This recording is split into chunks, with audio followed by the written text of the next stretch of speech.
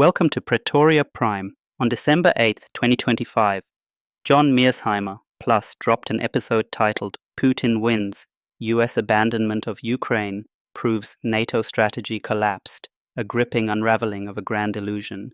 As whispers of American retreat grow louder, what if this isn't a shift in policy, but the end of an era?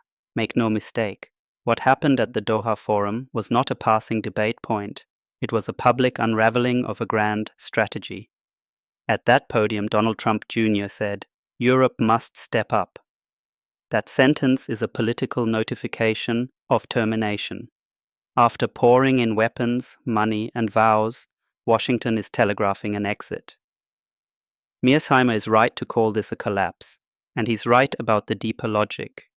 Great powers do not act on moral preference, they act on survival. That is the iron thesis running through every argument here. To understand how we reached this moment, you must read backwards from Doha into history. After 1991, Washington wrote Russia's obituary and pushed NATO eastward on the assumption geography and history would politely defer. That was hubris. Oil money, military modernization, and elite consolidation rescued Moscow from the post-Cold War fantasy. Offensive realism teaches the predictable outcome. No state tolerates a hostile military alliance on its doorstep. The result is not surprise, it is structural necessity. The Miami talks did not fail because of emotion.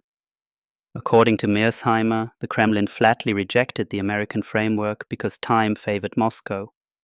Every month, Ukraine's capacity erodes. Every month, Russian lines inch forward. That patience is a weapon. Those are hard, largely correct readings. Logistics, proximity, mobilization depth, and the tyranny of geography matter more than rhetoric. Europe cannot simply substitute for US leadership. The industrial math is brutal. Moscow, Mearsheimer warns, is producing artillery at roughly 3 times the rate of all NATO nations combined, and political fragmentation across 27 capitals means no single phone number to call. Those are not partisan complaints, they are structural constraints. But the argument also overreaches in places that require nuance. Sanctions did not fail in a single afternoon. They restructured trade, accelerated decoupling, and inflicted costs on Russia, even as Moscow adapted. Battlefield gains remain contested and fluid. Logistics and precision change calculations beyond shell counts. And to say NATO is a smoking ruin risks turning sober critique into inevitability rhetoric that forecloses policy imagination.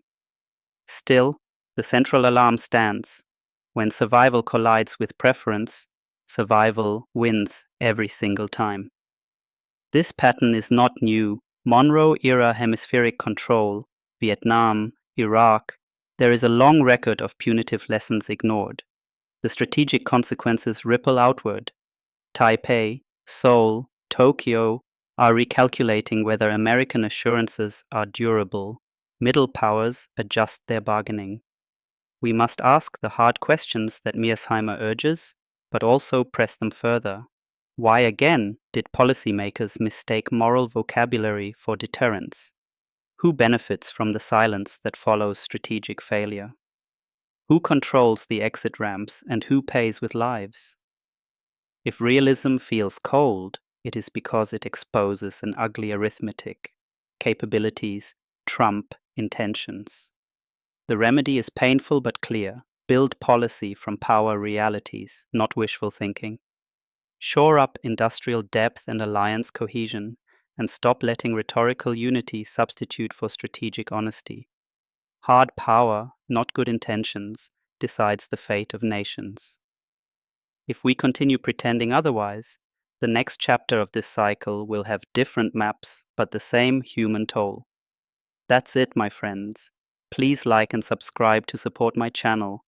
You can find more content on my Spotify and on YouTube under the handle at Praetoria Prime. Until we meet again, this was Scipio Americanus of Praetoria Prime News.